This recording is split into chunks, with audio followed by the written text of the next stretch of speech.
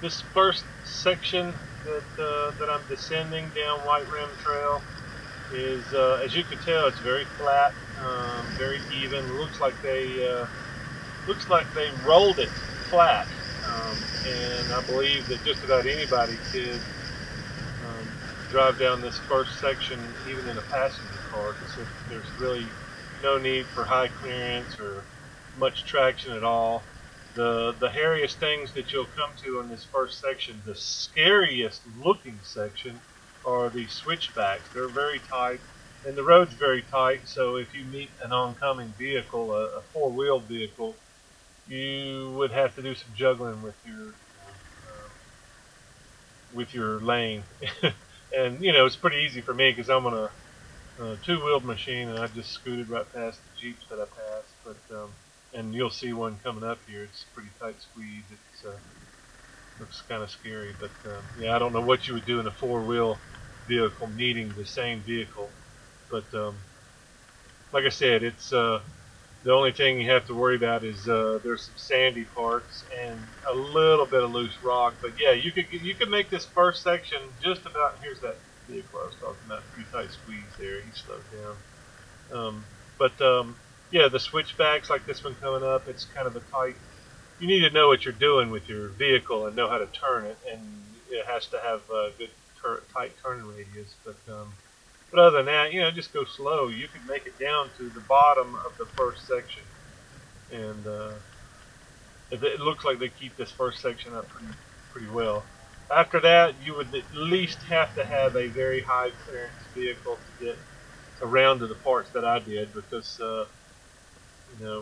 decent suspension and crawling over some pretty hairy little rocks. And anyway, I think anybody in a Jeep could probably do it. But anyway, I would encourage you to do the White Rim Trail if you have a chance. It's in Canyonlands National Park. It's the first turn you come to after you go to the guard shack, and I think you need to get a permit.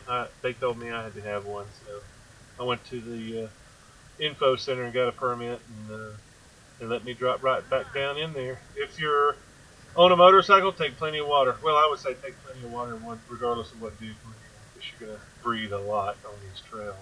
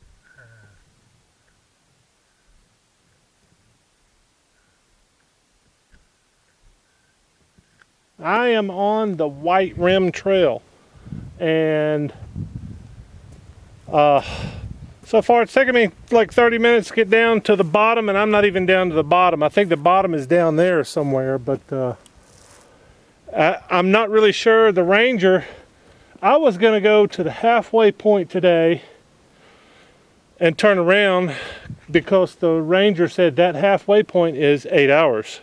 So if I go there and back, it's 8 hours. I'm not even sure I've got that much gas. But he did say 15 miles an hour.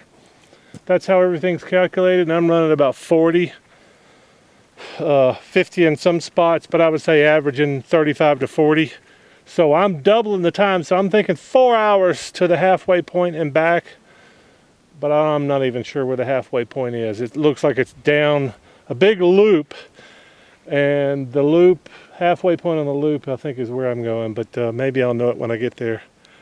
But having fun so far. As you can see, those tiny little black specks are kayakers that are paddling the Colorado.